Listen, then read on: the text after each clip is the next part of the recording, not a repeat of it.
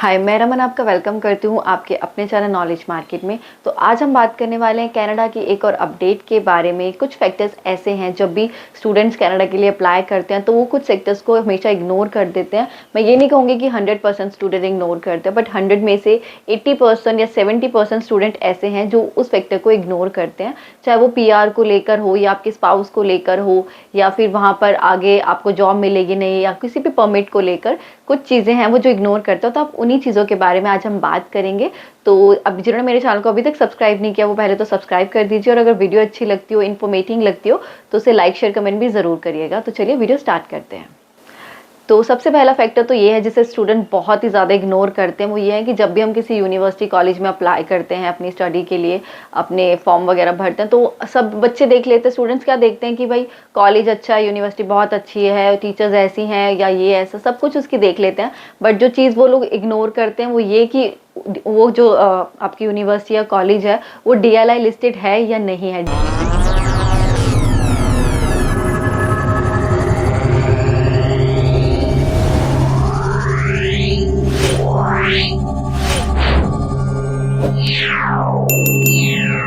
तो DLI का मतलब होता है, जैसे कि मैंने आपको बताया है, DLI का मतलब डेजिग्नेटेड लर्निंग इंस्टीट्यूशन। ये एक तरीके का लाइसेंस होता है जो वहाँ की कुछ यूनिवर्सिटी और कॉलेजेस को गवर्नमेंट ने दिया होता है कि ये लाइसेंस आपके पास है, आप इंटरनेशनल स्टूडेंट्स यानी कि इंडिया या बाहर यहाँ की किसी भी कंट्री से, बांग्लादेश, जिस भी कंट्री से बच्चे वहाँ पे पढ़ने जाते हैं उन कंट्री से स्टूडेंट्स को आप बुलाकर वहाँ पे स्टडी करवा सकते हैं, अपने पास एडमिशन दे सकते हैं। ये एक तरीके का लाइसेंस होता है जो वहाँ की यूनिवर्सिटीज़ के पास होता है।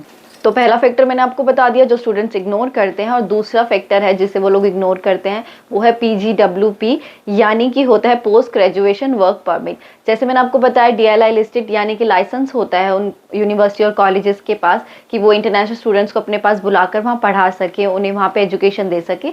वैसे ही उनके पास PGWP भी एक तरीके का लाइसेंस है। इसका मतलब ये होता है कि जो स्टूडेंट्स उनके पास पढ़ने आए हैं वो पढ़ने के बाद उनको वहाँ से वर्क परमिट देके ही अपने कॉलेज से निकालें। नहीं तो क्या होता है, आपने अपनी पूरी स्टडी कंप्लीट कर दी, उसके बाद आप वर्क परमिट के लिए धक्के खाएंगे कि मेरे को वर्क परमिट चाहिए, मैं जॉब ढूंढूं, ये करूं।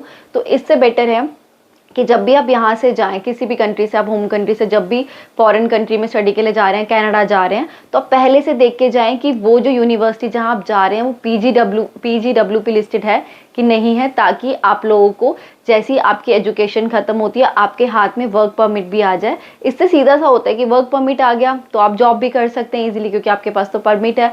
वर्क परमिट के साथ ही आप अपना PR भी अप्लाई कर सकते हैं, PR के लिए भी आपको ज़्यादा धक्के नहीं खाने पड़ेंगे। तो ये दोनों चीज़ें जो स्टूडेंट बहुत ही ज़्यादा इग्नोर करते हैं। और ऐसा नहीं है कि अगर उसके पास DLI लिस्टेड है, मतलब सिर्फ उसके पास आपका डेजिग्नेशन लर्निंग लाइसेंस है तो ठीक है, या सिर्फ PGWP है, ऐसा नहीं है। क्योंकि कुछ यूनिवर्सिटी होती हैं जिनके पास DLI होता है और कुछ यूनिवर्सिटी ऐसी होती है जिनके पास PGWP होता है। कोशिश करें आप वो चीज़ देखें कि जिनके पास दोनों चीज़ें हों, यानी कि इंटरनेशनल स्टूडेंट्स को बना के पढ़ा, अपना एजुकेशन भी दे पा रहे हैं और सेकंड आपको वर्क परमिट भी दे के वहाँ से जा पा रहे हैं। तो ये चीज़ आपको देखनी है, ये आपकी ड्यूटी है कि आपको यहाँ से पहले ही सर्च करके जाना पड़ेगा। आप किसी पर ट्रस्ट ना करें कि मेरा फ्रेंड मुझे बता देगा, ये कोई रिलेटिव बता देगा, नहीं।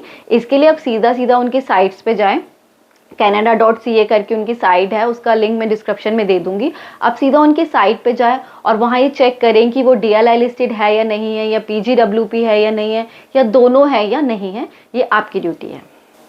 तो नेक्स्ट हम बात कर लेते हैं स्पाउस वीज़ा को लेकर। स्पाउस वीज़ा में क्या होता है कि आप जा रहे हो स्टडी के लिए और आपने सोचा हुआ है कि आप अपनी हस्बैंड या वाइफ या किसी भी रिलेटिव को वहाँ पे बुलाओगे अपने पेरेंट्स में से, तो ना वो आपके स्पाउस पे आएंगे। तो आपको उसमें ये होता है कि अगर आप जिस भी यूनिवर्सिटी में आप पढ़ने जा रहे हो वो PGWP है, अगर तो है तो ही आप एलिजिबल होंगे अपने स्पाउस को बुलाने के लिए। अगर वो यूनिवर्सिटी के पास PGWP नहीं हुआ तो आप एलिजिबल नहीं है स्पाउस को बुलाने के लिए। यानी कि ये भी आपको देख के जाना पड़ेगा। अगर आप पहले से सोचा है कि आपको स्पाउस को बुलाना है तो आपको देखना पड़ेगा वो PGWP है कि नहीं है, और अगर नहीं है तो आप किसी को भी नहीं बुला सकते, सिर्फ खुद ही पढ़कर आपको वहाँ से वापस आना पड़ेगा, आपको वर्क परमिट भी नहीं मिलेगा।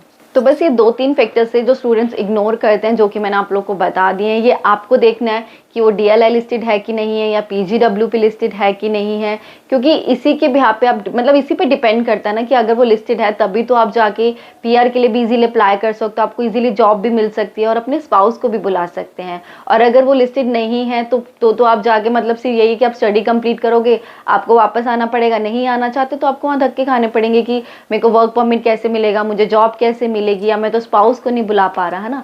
तो ये सारी चीज़ें आप लोग को देखनी चाहिए। और अगर अब वीडियो से इस रिगार्डिंग आपको कोई भी क्वेश्चन होगा, कुछ भी आपको मुझे पूछना होगा, आप मुझे मेल या कमेंट कर सकते हैं। और वीडियो इन्फॉर्मेटिव लगी हो, अच्छी लगे तो उसे लाइक शेयर कमेंट भी जरूर करिएगा। Thank you.